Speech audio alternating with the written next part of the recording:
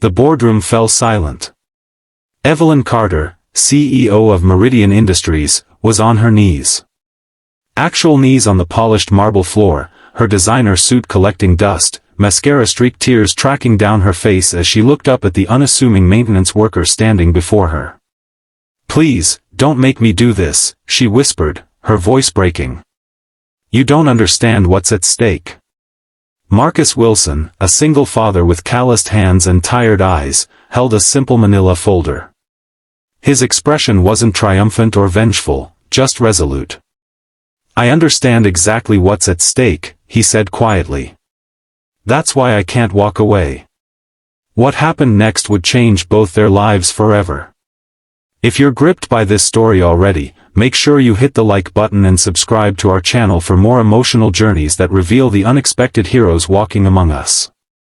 Your support means everything to us, and we promise this story will touch your heart in ways you never expected. 3 months earlier, Marcus Wilson was doing what he did every morning, trying to coax his 9-year-old daughter Lily out of bed while simultaneously burning toast and checking his phone for messages from work. "Lily bug, come on. We're going to be late again," he called, sliding the charred bread into the trash with a sigh. They'd have to grab something on the way. "I don't feel good, Daddy," came the small voice from the bedroom. Marcus's heart sank as he walked down the hallway of their modest apartment. The medical bills were already stacked high on his kitchen counter, a mountain of paper that grew with each specialist appointment. Lily sat hunched on the edge of her bed, her thin frame swimming in unicorn pajamas that once fit her perfectly. "Temperature again?" he asked, placing his palm on her forehead. It was warm. Too warm. "I'm sorry," she whispered, as if her illness was somehow her fault. "Never apologize for being sick, Lilybug." He pulled her close, breathing in the scent of her strawberry shampoo. "We're a team, remember?" Her small head nodded against his chest. One call to his supervisor at Meridian Industries where he worked maintenance, one call to the school, and one call to Dr. Patel. The familiar routine of a day derailed. As he helped Lily into her clothes, his phone buzzed with a text. "Third absence this month, Wilson. We need to talk. Hendricks." Marcus closed his eyes briefly. Tom Hendricks, the facilities manager, had been understanding at first. But Meridian Industries was changing, becoming less forgiving of anything that affected the bottom line. The new CEO had made that abundantly clear. Evelyn Carter surveyed the Manhattan skyline from her corner office on the 47th floor. At 38, she was the youngest CEO in Meridian's history and the first woman to hold the position. The board had given her a clear mandate: streamline operations, cut the fat, and boost shareholder value after 3 disappointing quarters. "The Morgan proposal is ready for your review," her assistant said, placing a folder on her immaculate desk. "And the workforce reduction numbers?" Evelyn asked without turning from the window. "Finance says we need to cut 15% across all departments to hit the quarterly targets." Evelyn nodded. "Schedule the department heads for tomorrow. We'll start with facilities and maintenance. They're the least essential to our core business." She didn't see her assistant's slight frown before the woman left. Evelyn had worked too hard to get here, sacrificed too much, to fail now. Her divorce 2 years ago had been liberation, a cutting of anchors that had held back her career. No children, no spouse, no distractions. Just the pure, clean pursuit of excellence. The board meeting that afternoon went exactly as planned. Her presentation was flawless, her vision for Meridian's future articulated with precision and confidence. The nods of approval from the gray-haired men around the table confirmed what she already knew: she belonged here. "Impressive work, Evelyn," said Richard Harmon, the board chairman, as the others filed out. "Your father would have been proud." The compliment should have warmed her. Instead, it left her cold. Her father, the legendary businessman who'd built his empire while remaining largely absent from her childhood, had never actually told her he was proud. Even on his deathbed. Thank you, Richard. I'm just getting started. Marcus sat in the pediatric ward, watching Lily sleep. The machines beeped their mechanical lullaby as his daughter's chest rose and fell beneath the thin hospital blanket. Dr. Patel had ordered new tests, more invasive this time. Her condition is progressing faster than we anticipated, the doctor had said, her kind eyes holding his. We need to consider more aggressive treatment options. More aggressive meant more expensive. Marcus's insurance through Meridian was decent, but it wouldn't cover everything. He was already working overtime whenever possible, taking side jobs on weekends, selling anything of value from his pre-Lily bachelor days. His phone vibrated. A text from his neighbor, Mrs. Chen, who sometimes watched Lily when he had to work. Asterisk saw the news about Meridian. Are you okay? Asterisk.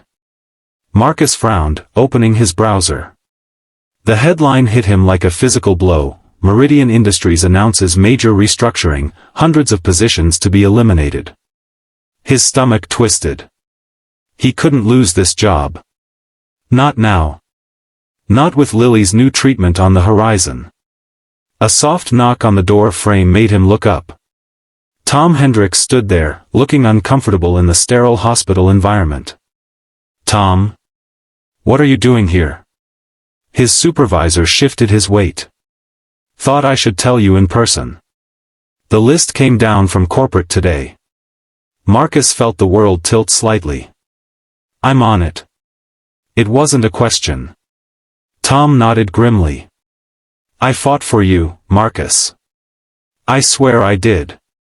But they're cutting from the top down, and they don't see what I see, how you keep that whole West Wing running despite being understaffed. When? Marcus asked, his voice surprisingly steady. 2 weeks' notice. Severance is 8 weeks' pay. 8 weeks. The new treatment would take months. Tom glanced at Lily's sleeping form. How is she? Not good, Marcus admitted. They're changing her treatment plan. Jesus, Marcus. I'm sorry. Tom's eyes were genuinely pained. Listen, I have a buddy over at Albany Medical Center. They're always looking for maintenance staff. The pay's not as good, but their health benefits are decent. Marcus nodded, unable to speak around the lump in his throat. After Tom left, Marcus held Lily's small hand and made her a silent promise.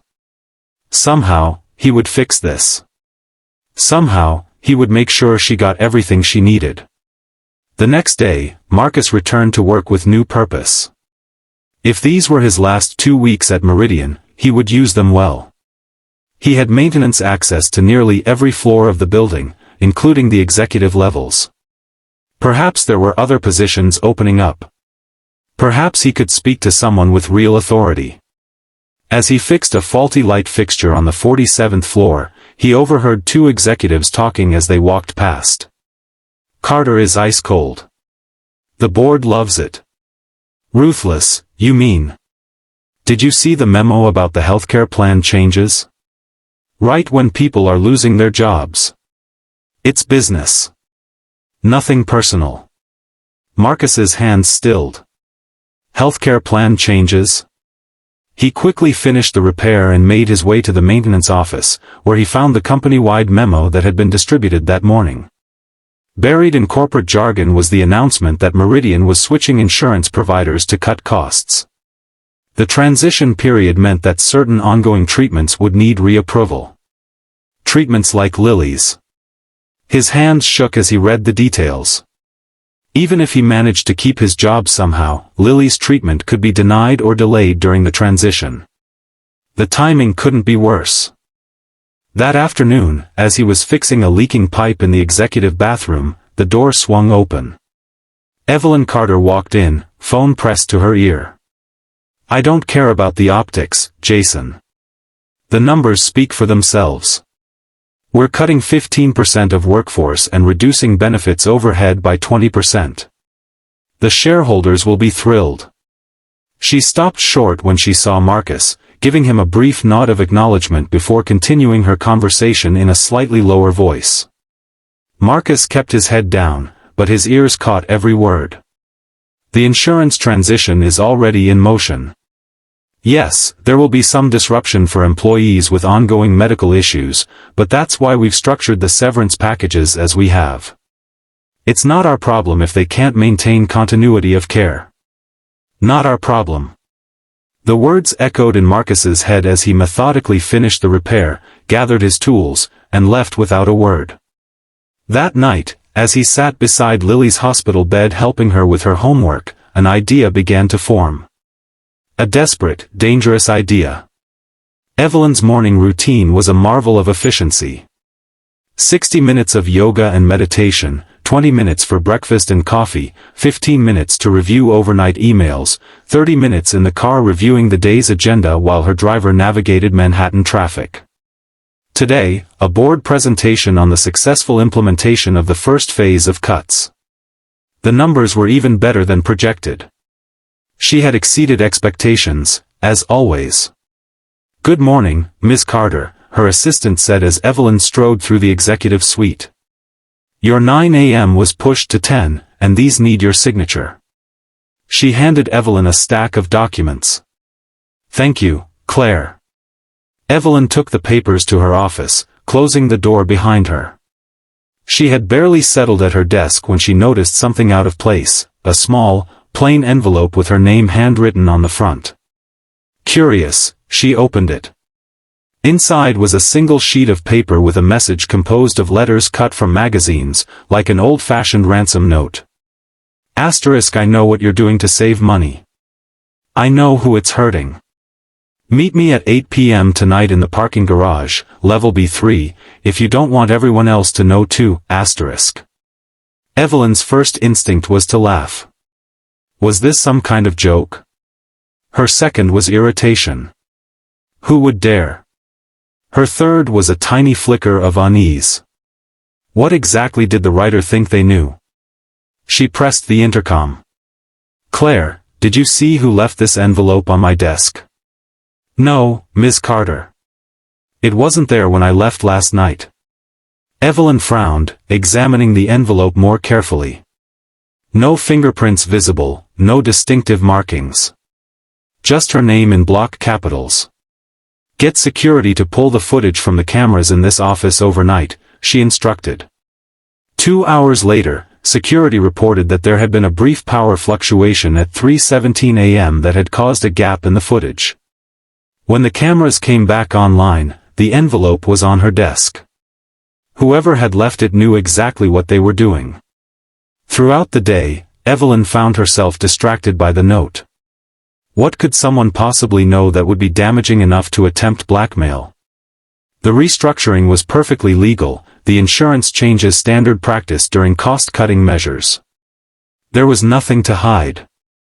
And yet, by 7:45 p.m., against her better judgment and the advice of her security team, Evelyn found herself walking into the nearly deserted parking garage.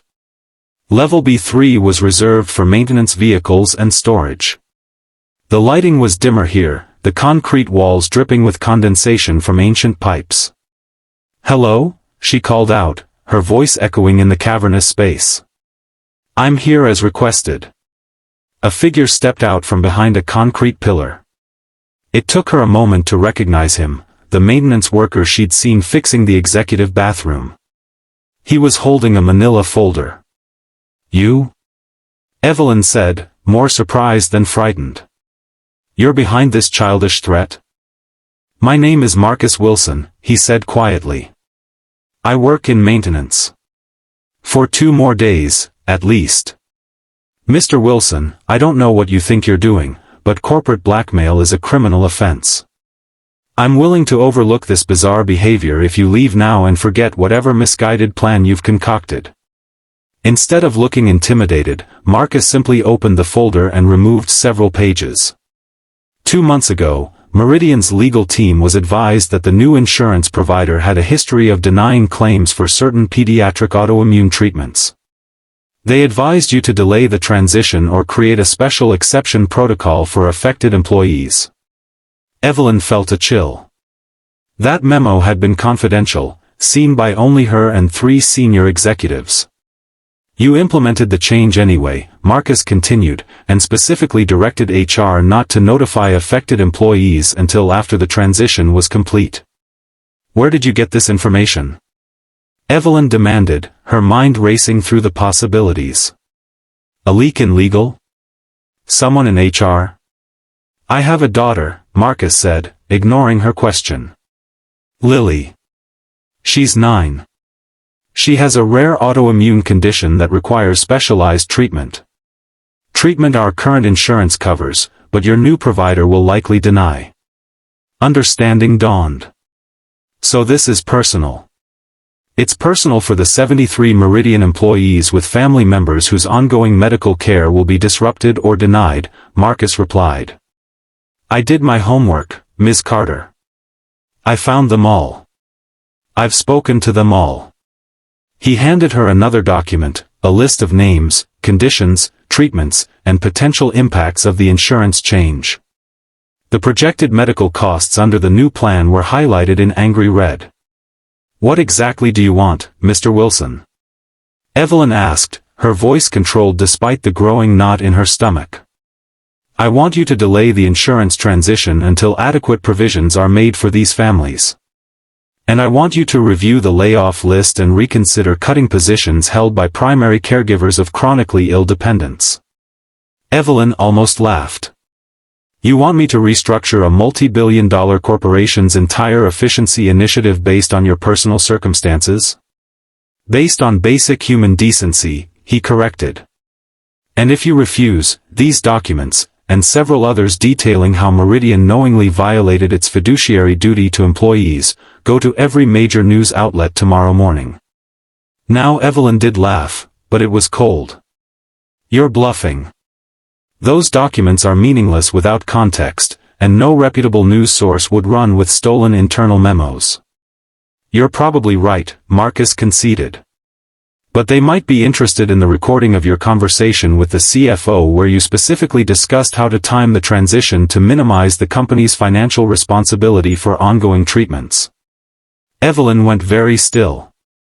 What recording? Marcus took out his phone and pressed play. Her own voice filled the parking garage. We timed the transition for July 15th, after the quarter closes but before the fall treatment cycles begin. That way we're only on the hook for summer maintenance doses, not the more expensive intervention protocols. The CFO's voice followed, some of these families won't be able to afford the gap in coverage. Her response was damning, that's not our problem, Jason. We're running a business, not a charity. Evelyn felt the blood drain from her face. That conversation had been in her office, behind closed doors. How? She whispered. I was fixing the air vent directly above your office that day, Marcus said simply. You never even looked up. The implications were staggering. If that recording went public, her career would be over. The board would distance themselves immediately, shareholders would revolt, and her reputation would be irrecoverably damaged. What you're doing is illegal, she said, but her voice lacked conviction. What you're doing is immoral, he countered. I'm just trying to protect my daughter. And all the other daughters and sons and parents who work for you. Evelyn squared her shoulders. I need time to consider this. You have until tomorrow morning, Marcus said. I'm not trying to destroy Meridian or your career. I just want my daughter to get the treatment she needs. And I think, deep down, you don't want to be the person who denies that to her. With that, he turned and walked away, leaving Evelyn alone in the dimly lit garage, the echo of her own callous words still ringing in her ears. Evelyn barely slept that night. She called an emergency meeting with legal counsel, who confirmed her worst fears. The recording, while obtained improperly, would be devastating in the court of public opinion. The board would almost certainly ask for her resignation to contain the damage. She had worked so hard to get here. Sacrificed so much. And now it could all be undone by a maintenance worker with a sick child.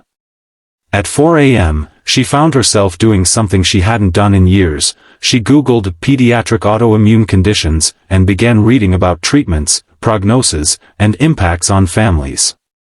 The stories she found were heartbreaking. Children spending more time in hospitals than playgrounds. Parents working multiple jobs to cover what insurance wouldn't. Families bankrupted by medical debt. Families like Marcus Wilson's. By dawn, she had made her decision. Marcus was changing Lily's bag when his phone rang. Unknown number.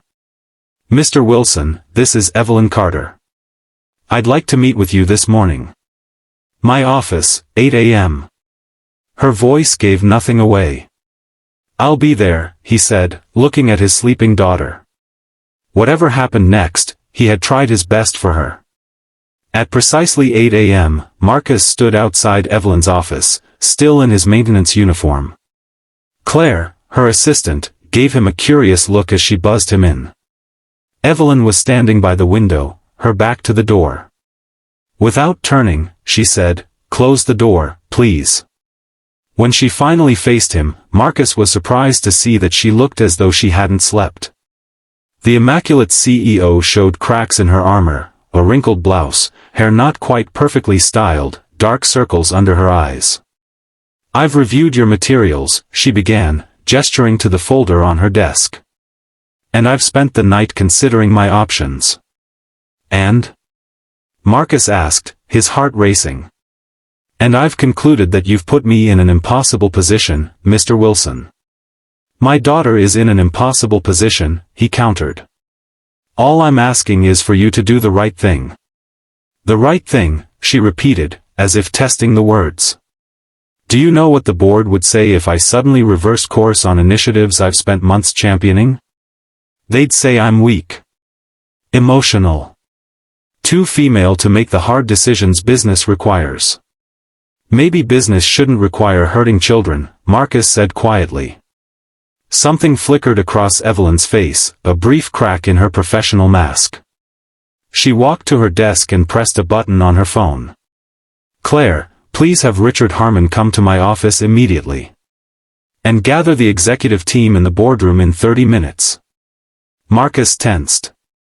"What are you doing?" "What you've forced me to do, Mr. Wilson."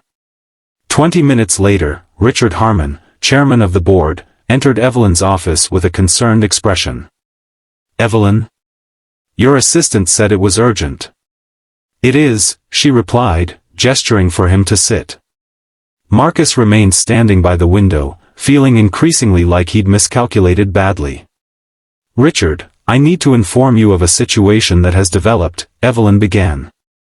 "Mr. Wilson here has brought to my attention some serious concerns about our restructuring plans, specifically regarding the insurance transition." Harmon's eyes darted to Marcus, narrowing slightly. "And why is a maintenance employee involved in executive decisions?" "Because his daughter will die without her treatments," Evelyn said bluntly.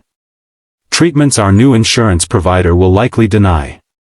Harmon's expression hardened. "Evelyn, we've been over this. The transition will save us millions." "At what cost?" she interrupted, pushing a document toward him, the list Marcus had compiled. 73 families, Richard. Children, spouses, parents. People who have given years to this company, whose lives will be devastated. This is business, Evelyn. Not personal. It became personal the moment Mr. Wilson made me see the human cost of our decisions, Evelyn said, her voice gaining strength. "I'm calling an emergency board meeting this afternoon. I'll be recommending that we delay the insurance transition by 6 months and implement a continuity of care provision for affected employees." Harmon stared at her in disbelief. "Have you lost your mind? The shareholders will understand that a company that abandons its most vulnerable employees is not one they should be proud to invest in," she finished for him. "And if the board disagrees, they can have my resignation." The chairman's face flushed with anger. "Is that a threat?" "It's a choice, Richard." "My choice." Marcus watched the exchange with growing amazement. This was not what he had expected, not at all. "You're making a grave mistake," Harmon said, standing abruptly. "I'll see you at the board meeting." After he stormed out, Marcus found his voice. "Why are you doing this? You could have called my bluff, or found a way to discredit me." Evelyn sighed, suddenly looking very tired. "Last night, I found myself wondering what my father would do in this situation. He built this company from nothing, but he was ruthless. Absent. I spent my entire childhood trying to earn his approval, and my entire adult life trying to be like him." She turned to face Marcus fully. "Your daughter, Lily, right? What would happen to her without this treatment?" Marcus swallowed hard. "The disease would progress. She'd lose mobility, then organ function. Eventually." He couldn't finish the sentence. "My father died alone in a hospital room with only his assistant present," Evelyn said quietly. "I was in London, closing a deal he had started. I thought he would be proud of me for putting business first." She looked down at her hands. "I don't want to be that person anymore, Mr. Wilson. I don't want to be the CEO who values spreadsheets over human lives. Even if it costs you your job." Even then. There was a long moment of silence between them. "What happens now?" Marcus finally asked. "Now, I go into that boardroom and fight for your daughter and the 72 other families," Evelyn said with newfound resolve. "And you go back to your job, which, by the way, is no longer being eliminated." Marcus felt his eyes burn with unshed tears. "I don't know what to say." "Say you'll destroy that recording," Evelyn replied with the ghost of a smile. "And maybe someday you'll let me meet Lily.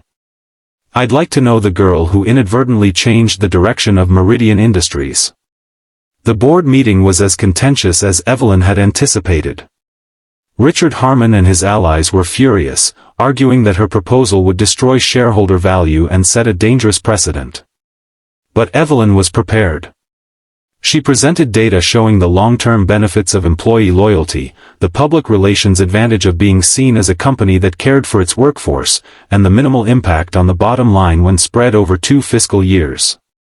When the shouting reached its peak, Evelyn stood silently at the head of the table, waiting for the room to quiet. "My father built this company with a vision," she said when she finally had their attention. "He wanted to create something that would outlast him, that would matter. Somewhere along the way, we forgot that companies aren't just balance sheets and profit margins. They're people. Human beings with lives and families who depend on the decisions we make in rooms like this." She looked each board member in the eye. "I was hired to increase shareholder value. I intend to do that. But not at the expense of our humanity. If that's not acceptable to this board, my resignation is on the table." 3 hours later, the board voted 7-5 in favor of Evelyn's proposal. Richard Harmon abstained, his expression unreadable. 6 months later, Marcus sat in a different hospital room, watching Lily draw pictures with her new art supplies. Her color had returned, her energy level stabilizing under the continued treatment that Meridian's amended insurance plan now fully covered. A soft knock at the door made them both look up. Evelyn Carter stood there, a gift bag in hand, looking remarkably different in jeans and a casual sweater. "Ms. Carter!" Lily exclaimed, recognizing her from her visit the previous month. "Did you bring me another book?" "Better," Evelyn smiled, handing over the gift bag. "Art supplies from that store you mentioned. Your dad said you were running low." As Lily eagerly explored her new treasures, Evelyn sat beside Marcus. "How are things at Meridian?" he asked. He'd been promoted to facilities manager after Tom Hendricks retired, but he rarely saw Evelyn these days. "Different," she admitted. "The board is still adjusting to my new management style. Richard Harmon retired last month." "Any regrets?" Evelyn watched Lily arranging her new colored pencils with meticulous care. "Not a single one. Our first quarter under the new policies showed improved employee retention and productivity. Turns out treating people like they matter is good for business. Marcus nodded, remembering the tense parking garage confrontation that felt like a lifetime ago. I never thanked you properly. For listening. For changing. I should be thanking you, Evelyn said softly. You reminded me of who I wanted to be before I lost my way. Lily looked up from her artwork. Dad says you saved my life. Evelyn shook her head. No, Lily. Your dad saved your life. He was brave enough to fight for you, even when it seemed impossible. And you were brave enough to listen, Marcus added. As they sat together in the hospital room, an unlikely trio connected by circumstance and choice, Marcus realized something profound. Sometimes the most shocking decisions aren't acts of defiance or revenge, but simple acts of humanity, choosing compassion when coldness would be easier. The CEO, who had once declared that employees' suffering wasn't her problem, now spent her weekends visiting a little girl in the hospital, reading her stories and bringing art supplies.